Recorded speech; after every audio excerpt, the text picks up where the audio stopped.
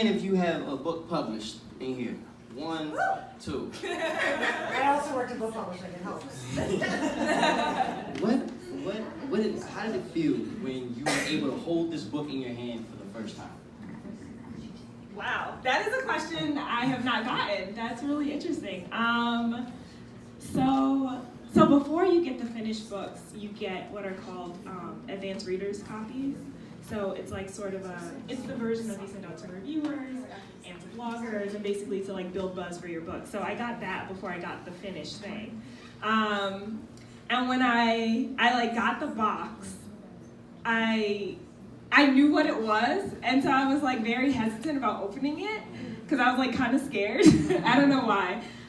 It was just like something that I had worked on for so long, and it was kind of unbelievable that it was like a real like bound thing that I could hold in my hand, because you know before then it was just like something on a computer screen for so long. And editing takes forever. Like that's I feel like people never talk about that, but like so much of writing is just rewriting. How many revisions did you went through? Oh God, I have no idea. Well, probably. So I wrote it. I wrote like the first draft of it, and I had a lot of friends read it and stuff. And so I edited it then I tried to get an agent. And so when you're trying to get an agent, you have to like send out pages. You send out letters to agents, emails to agents, and include like pages. And then if you're lucky enough to get an agent, which I was, I went through a couple of rounds of revision with my editor with my agent, because my agent is a very editorial agent. And that was before I went on submission to editors at publishing houses. So by the time it was at the point where where my agent was sending it out to editors, I had probably revised it 5 times, maybe 6. And then when somebody at a publishing house buys your book, it's like, yay! And then it's like, wait, I have to do more work now. So then I revised it with my editor at Random House probably 3 more times. So by the time it was done, maybe 10? I don't know, maybe 10. How long did all of this take? From the time I got my agent to the time the book came out was 2 years.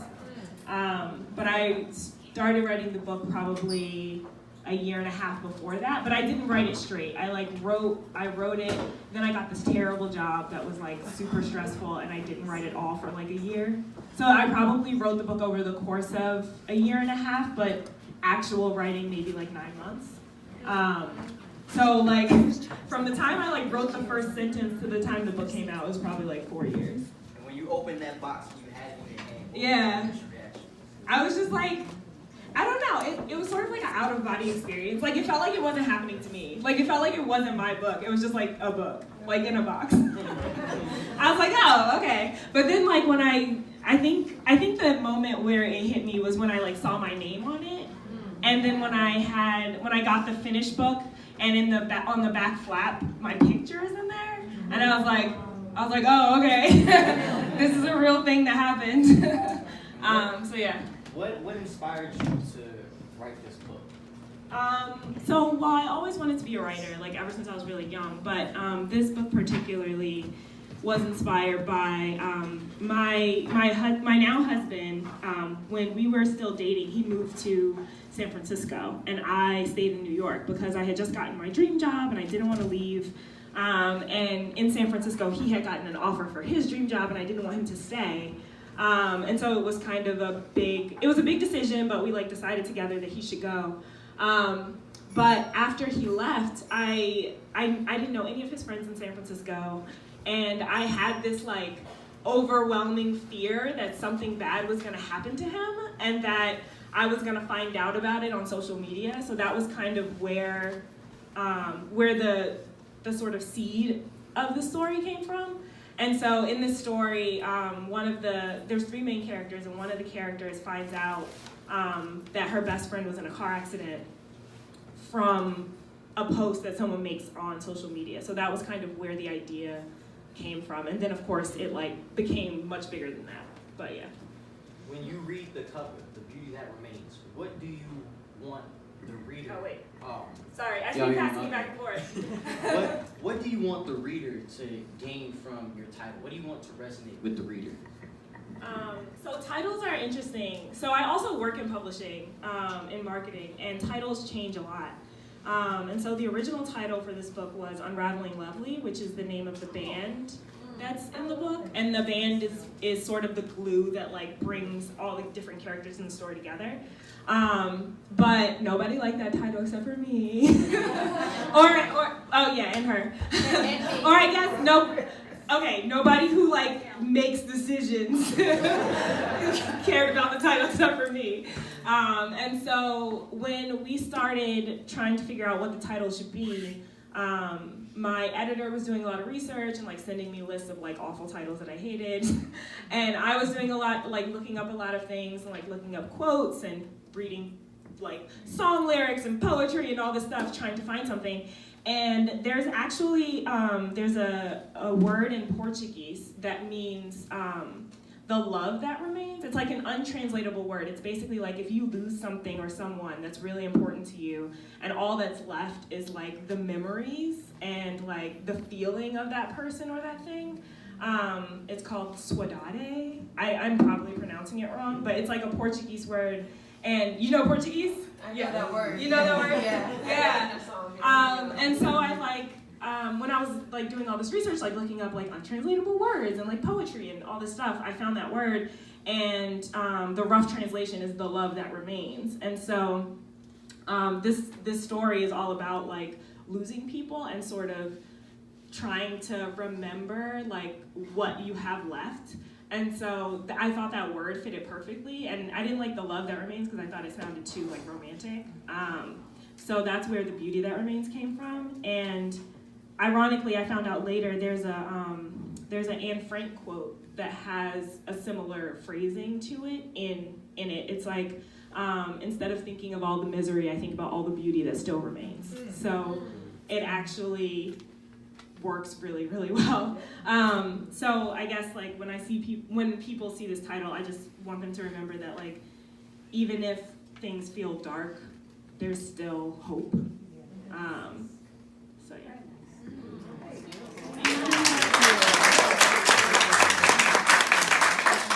That's a very powerful message. When you were taking the time to write this book and you had this idea that you were trying to flesh out, was there ever a time where you didn't think you were going to do it, where you were going to stop? And was there a time where you were tested? And how did you respond when you were tested?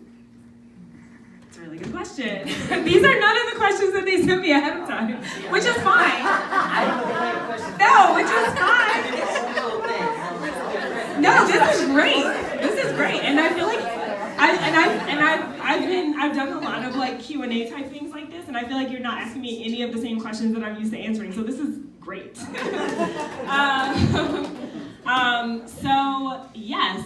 So I kind of mentioned it before. Like I got what I thought was my dream job, working in children's publishing at Random House, ironically, and they ended up being my publisher. But so I started this job in marketing. I was, I think, assistant marketing manager was my title there. And the woman that I ended up working for was a psycho. She was just nuts. And so I had started writing this story. I think I had, have you guys heard of like National Novel Writing Month? It's in November. It's like every year, you're supposed to try to write a novel in a month. It's like a thing that it's like a challenge that like a bunch of people try to do or whatever. And so I had started this, what became this story in that November. Were you trying to finish it all that month? So that's the goal. The goal during National Novel Writing Month is to write a 50,000 word novel. So you're supposed to write 1,666 words a day. I did not do that at all. I think I wrote like 15,000 words in November, and then, but I got attached to the story, so I was like, I'm not gonna stop just because it's not November anymore. So I was still working on it, and I got the new job in February, I think, afterwards. So I had written November, December, January, February, and then I didn't write anything for almost a year because I was working that job and my boss was crazy and she was just like super demanding and really intense. And the pressure it was a lot, and my boyfriend had moved away, and so I was just like so sad and like it was just really bad. And yeah, so I guess the way that I responded to it was I kind of just like stopped. But I knew that it was something that I wanted to come back to, so I started applying for jobs and looking for, a way out because I knew it wasn't sustainable, like working there. And I was lucky enough to find another job, but it took about 6 months to find another position. And when I moved to the new position, it was like a much healthier work environment. Everybody was really great. I still work there now. And everybody was super supportive. Like when I mentioned to people that I wrote like casually, everybody was super supportive about it. And so I started writing again after I found that job, and I finished the book in 6 months. So yeah, so like I stopped, but I knew that it was something I wanted to come back to, and so I did eventually. You mentioned that you lost some of your support system with your boyfriend moving across the country. Yeah. How important was your relationship with your agent and with your family and people supporting you while you were doing this process? How important was that to you? Yeah, so when my boyfriend moved, that was before I had an agent. So it was still very much just like a passion project. But obviously, like my parents were always super supportive of it. Every time there was a long stretch where I was querying agents, but I hadn't heard anything because it takes a while to find an agent sometimes. And literally every time I called my mom, she would be like, "Do you have an agent yet? did you hear back from that agent yet?" So like every time, and I'm like, "I will tell you when it happens. Leave me alone."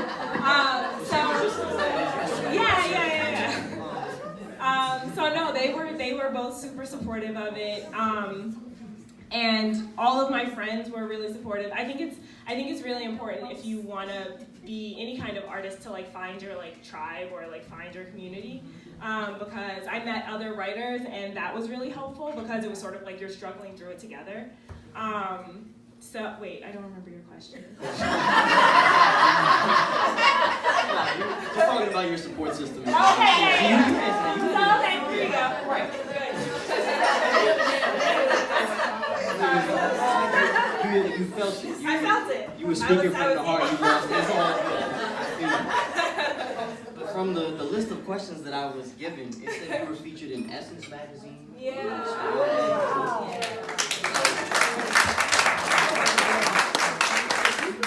When you see that other people like your book and are interested in your career and what you're doing and the beauty that remains and people, that message resonates with them, how does that make you feel? Like a fraud. It's like very weird. It doesn't like sort of like what it was like when I first saw the book. It was it didn't feel like it was mine. It didn't feel like something that I had, even though I know the work that I put into it, I know that I did a lot to get to this point. It still feels strange because it just doesn't feel real. I think the times when it feels the best or it feels the most